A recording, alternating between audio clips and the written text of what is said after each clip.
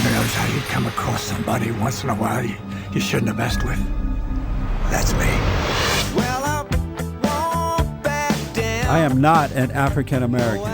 You're an Oreo cookie, white in the inside and black on the outside. I don't have an afro, I have an Amerifro. Talking that idiotic stuff you talk about, I will slap you. Go ahead, make my day. Black as the ace of spades, but 100% American.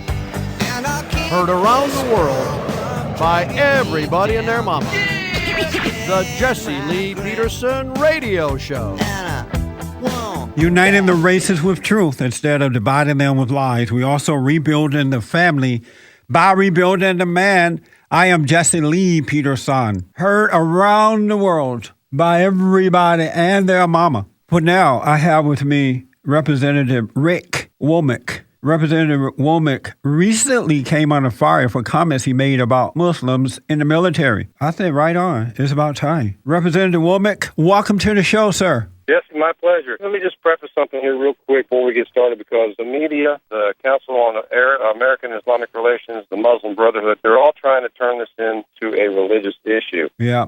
This is not a religious issue. This is a Sharia law issue. And I am a complete, total 100% supporter of all legal immigration into our country, no matter what your race, religion, belief, sex, anything. All that I expect and all Americans expect is that these immigrants that come to our country, that they would integrate in our society, support our U.S. and state constitutions, and obey our laws. Yeah. So that's where the conference that I spoke at was a conference educating the public on Sharia law. It wasn't targeting religion at all.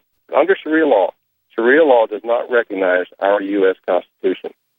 It is a man-made document, therefore it is invalid, and only Sharia law, which is by Allah, which is divine and eternal and worldwide and universal, is the only thing they're allowed to obey.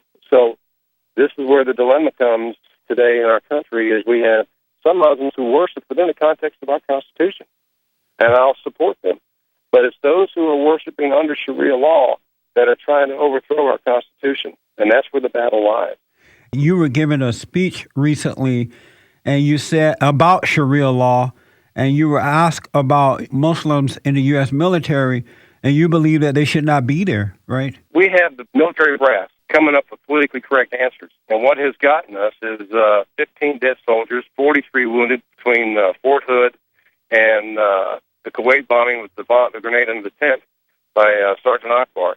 We can't tell the difference between the good Muslims in the military and those who want to kill their fellow service members. Yep. And how do you solve that problem? Well, the brass obviously doesn't have an answer. And the only solution I personally see is until the Muslim community gets its act together and stops this and speaks out against Sharia law, then no Muslims are allowed in the military. Yes, that's my personal opinion. I think that's how we solve the solution. What we don't see is any other religious faith killing our service members. All we see is Muslims practicing Sharia law that are killing our service members.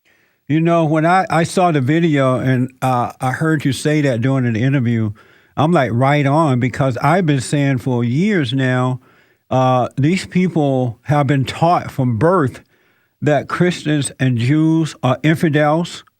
And according to the Quran, you can do whatever it takes to take out the infidels. You can lie to them. You can deceive them.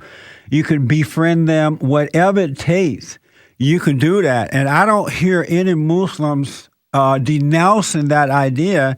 And I'm thinking these people are coming here. They're going into our military. They're learning all the secrets. I don't know how America just trusts that in that manner. You can't trust it anymore. Again, I tell people, don't listen to what they say. Listen to what they do. Yes, Watch sir. what they do. Yes, sir. Watch their actions. You can tell somebody what they believe in by their actions. That's right. Let me take a quick break. We'll come back and finish this on the other side of the break. 888-775-3773.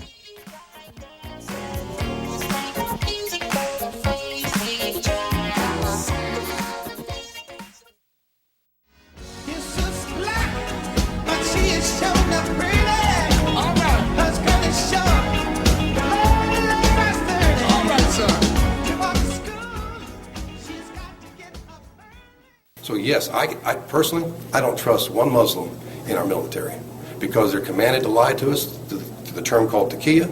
And if they truly are a devout Muslim and follow the Quran and the Sunnah, then I feel threatened because they're commanded to kill me. You believe they should be forced out? I absolutely am. I think Muslim faith is not necessarily religion. Here's what people don't understand. That's my guest, Representative Rick Womick. He is a state representative out of Tennessee. You don't trust one Muslim in the military. At this point, you believe they should be taken out or thrown out of the military, for the lack of words here. Is that going to happen? Is it going to happen? I doubt it, because the Obama administration has generals in our military who are so complacent, they're worried about getting promoted, that they're not going to force Muslims out of the military. No, that's not going to happen. You know, what's so interesting about this, Representative, is that it's like the U.S. is just laying down and allowing the enemy to just take over without even, any fight at all. I believe in the video, which went viral, by the way, you said that there are Muslims in the Department of Justice as well, right? I was saying in the Department of Homeland Security. Right, yeah. President Obama just appointed two. Why do they say this? They appointed 2 devout Muslims to high-level positions in the Department of Homeland Security. You don't say that when you appoint devout Catholics or devout Christians or devout Jews, but all of a sudden they're devout Muslims. That's a problem for me, because the Department of Homeland Security was created after 9/11 to prevent Islamic terrorists from attacking our citizens in the United States, but yet we just put the foxes in charge of the hen house. You know, I would never forget when Obama first became president, he went around the world denouncing Christianity by saying that America isn't a Judeo-Christian nation, but a nation of religion, people, and ideas. And I'm yet to see him stand up for Christianity, but I always see him standing up for Islam. And that's correct. If you just take this past spring, when he canceled the Easter services at the White House, but yet he's willing to have Islamic holidays within the White House just a few weeks later. What have you gone through as a result of this video? Oh, goodness gracious. Well, the first 12 hours, it was relentless, negative, very abusive comments on the phone as well as emails. Since then, though, since really Saturday afternoon, my emails and phone calls are close to 30-1 in favor of what I'm doing. And the biggest fear, which I find surprising, the biggest fear expressed in these phone calls and emails is that I will back down and capitulate and apologize.